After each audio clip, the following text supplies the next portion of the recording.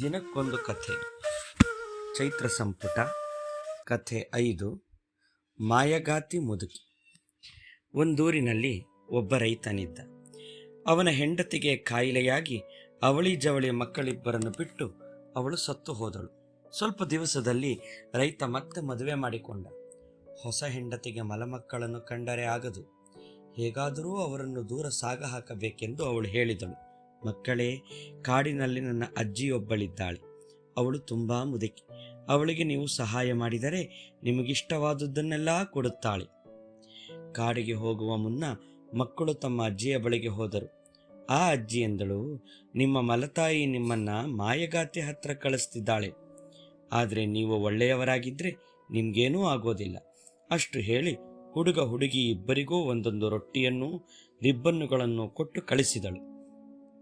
ಮಕ್ಕಳು ನಡೆಯುತ್ತಾ ಕಾಡಿನೊಳಗೆ ಬಂದರು. ಸಣ್ಣ ಕಲ್ಲಿನ ಮನೆಯೊಂದು ಅವರ ಕಣ್ಣಿಗೆ ಬಿತ್ತು. ವಿಕಾರ ರೂಪಿಯಾದ ಮಾಯಗಾತಿ ಮುದುಕಿ ಆ ಮನೆಯ ಬಾಗಿಲಿಗೆ ತಲೆಯಿಟ್ಟು ಮಲಗಿದ್ದವಳು ಯಾರು ಎಂದು ಅಬ್ಬರಿಸಿದಳು.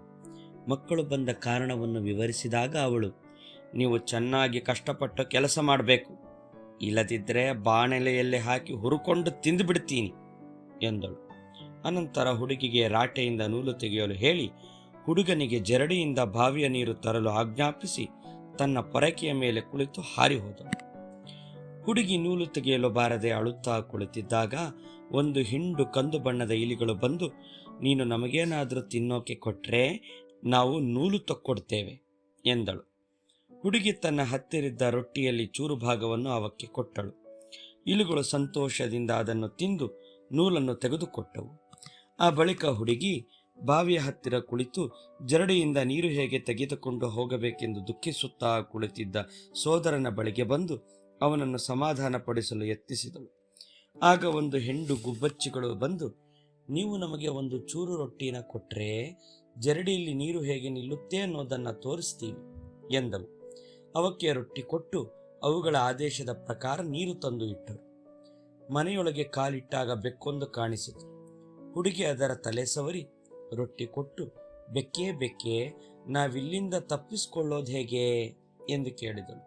ಬೆಕ್ಕು, ಮಾಯಗಾತಿಯ ಬಾಚಣಿಗೆ ಹಾಗೂ ಕರವಸ್ತ್ರಗಳನ್ನು ತಕ್ಕೊಂಡು ಹೋಗಿ ಅವಳು ಹಿಂದೆ ಬಂದರೆ ಅವನ ನಿಮ್ಮ ಭುಜದ ಮೇಲಿಂದ ಹಿಂದಕ್ಕೆ ಎಸೆದು ಬಿಡಿ ಎಂದಿತು.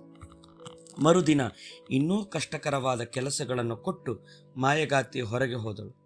ಆಗ ಮಕ್ಕಳು ಅವಳ ಬಾಚಣಿಗೆ ಕರವಸ್ತ್ರದೊಂದಿಗೆ ಓಡತೊಡಗಿದಾಗ ಮಾಯಗಾತಿಯ ನಾಯಿ ಬೊಗಳತೊಡಗಿತು. ಅದಕ್ಕೆ ಒಂದು ತುಣುಕು ರೊಟ್ಟಿ ಕೊಟ್ಟು ಅವರು ಮುಂದೆ ಸಾಗಿದರು.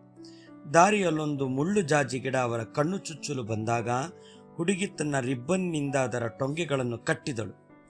ಅಷ್ಟು ಹೊತ್ತಿಗೆ ಮಾಯಗಾತಿ ಹಿಂತಿರುಗಿ ಬಂದು ಮಕ್ಕಳಿಲ್ಲದುದನ್ನು ಕಂಡು ಬೆಕ್ಕನ್ನು ಕೋಪದಿಂದ ಕೇಳಿದಳು, ನೀನು ಮಕ್ಕಳ ಕಣ್ಣುಗಳನ್ನು ಕಿತ್ತಿಡೋದು ಬಿಟ್ಟು ಅವರನ್ನು ಹೇಗೆ ಹೊರಗೆ ಬಿಟ್ಟೆ? ಬೆಕ್ಕು ಸಿಟ್ಟಿನಿಂದ, ಇಷ್ಟು ವರ್ಷ ನಾನು ನಿನ್ನ ಸೇವೆ ಮಾಡಿದ್ರೂ ಒಂದು ದಿವಸ ಒಂದು ಹನಿ ಹಾಲು ಕೊಡಲಿಲ್ಲ ನೀನು. ಆ ಮಕ್ಕಳು ನನ್ನನ್ನು ಮುದ್ದಿಸಿದ್ರು, ರೊಟ್ಟಿ ಕೊಟ್ಟರು.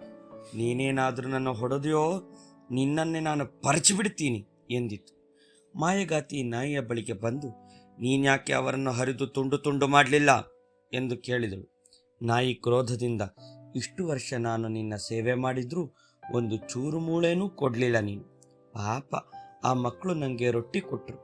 ನೀನೇನಾದರೂ ನಾನು ಹೊಡೆದ್ಯೋ ನಿನ್ನೆ ತುಂಡು ಮಾಡ್ತೀನಿ ಎಂದಿತು. ಮಾಯಗಾತಿ ಹಲ್ಲು ಕಡಿಯುತ್ತಾ ಜಾಜಿ ಗಿಡದ ಬಳಿಗೆ ಬಂದಳು. ಗಿಡ ಹೇಳಿತು, ನೀನು ನನ್ನ ಟೊಂಗೆಗಳಿಗೆ ದಾರ ಕೂಡ ಕಟ್ಟಿಲ್ಲ. ಆ ಹುಡುಗಿ ರಿಬ್ಬನ್ ಕಟ್ಟಿದಾಳೆ ನೋಡು. ನೀನೇನಾದರೂ ನನ್ನ ಬುಡ ಕಡಿಯೋಕೆ ನೋಡಿದ್ಯೋ ನಿನ್ನ ಕಣ್ಣುಗಳನ್ನು ಚುಚ್ಚಿಬಿಡುತ್ತೇನೆ. ಅವನ್ನೆಲ್ಲ ಶಪಿಸುತ್ತಾ ಮಾಯಗಾತಿ ತನ್ನ ಪೊರಕೆಯನ್ನೇರಿ ಮಕ್ಕಳ ಹಿಂದೆ ಹೊರಟಳು.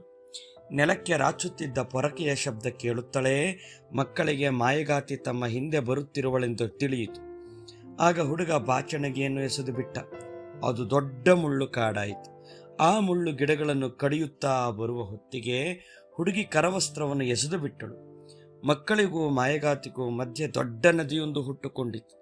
ಅದನ್ನು ದಾಟಲಾರದೆ ಮಾಯಗಾತಿ ಎಲ್ಲರನ್ನು ಬೈಯುತ್ತಾ ಹಿಂದೆ ಹೋದಳು. ಮಕ್ಕಳು ಮನೆಯನ್ನು ತಲುಪಿ ತಂದೆಗೆ ನಡೆದ ಸಂಗತಿಗಳನ್ನೆಲ್ಲ ಹೇಳಿದರು. ಅವನು ಪಶ್ಚಾತ್ತಾಪ ಪಟ್ಟು ತನ್ನ ಹೊಸ ಹೆಂಡತಿಯನ್ನೇ ಮಾಯಗಾತಿಯ ಬಳಿಗೆ ಅಟ್ಟಿ ತನ್ನ ಮಕ್ಕಳೊಂದಿಗೆ ಸುಖವಾಗಿದ್ದನು.